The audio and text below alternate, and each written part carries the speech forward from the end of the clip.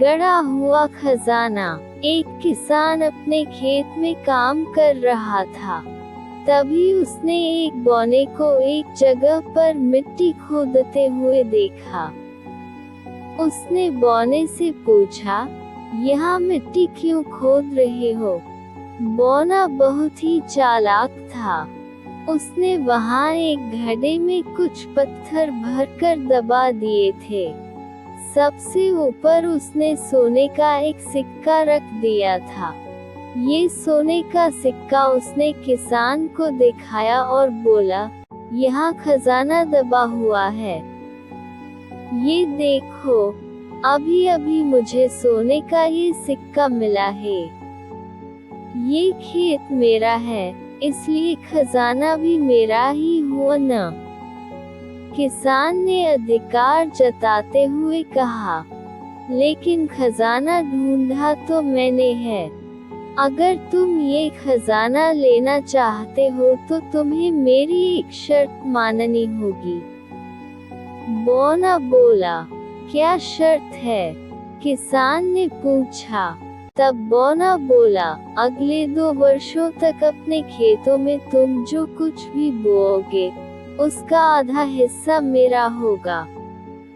अर्थात जो फसल उगेगी, उसका आधा हिस्सा तुम्हारा और आधा हिस्सा मेरा। किसान ने कहा, ठीक है, मुझे मंजूर है। ये बात सुनकर बौना मन ही मन खुश हो गया। उसको हंसते देखकर किसान को थोड़ा संदेह हुआ। वह तुरंत समझ गया कि कुछ गड़बड़ है। उसने बौने से कहा, सुनो, मेरी बात पूरी तो होने दो। अगले 2 वर्षों तक मैं जो कुछ भी उगाऊंगा उसको हम 2 भागों में बांटेंगे। जमीन के ऊपर जो उगेगा वह सब तुम्हारा और जमीन के नीचे जो कुछ उगेगा वह मेरा। बोलो ठीक है? बौने ने सोचा कि यह तो और भी ज्यादा फायदे वाली बात है।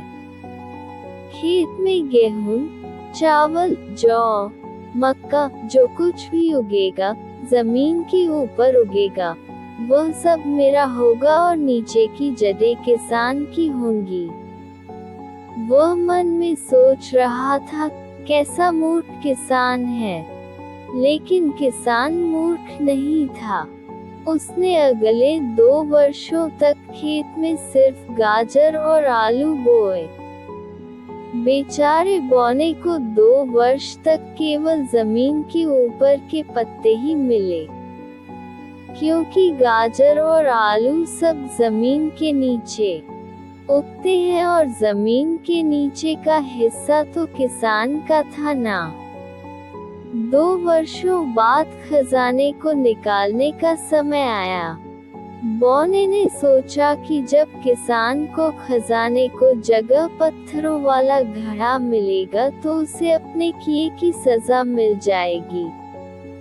लेकिन भगवान भी बुद्धिमान व्यक्ति का साथ देते हैं। दोस्तों, अगर आपको हमारी कहानी पसंद आ रही हो तो कृपया करके हमारी वीडियो को लाइक करें, चैनल को सब्सक्राइब करें और कमेंट में जरूर बताओ कि आपको किस तरह की कहानियाँ सुनना पसंद है। धन्यवाद दोस्तों। जब वह जगह खोदी गई तो वहाँ 2 घड़े मिले। एक तो वही जो बौने ने दबाया था, पत्थरों से भरा हुआ, और दूसरा सचमुच सोने के सिक्कों से भरा है। इस तरह किसान को धन भी मिला और धान्य भी, और यह सब हुआ उसकी समझदारी की वजह से।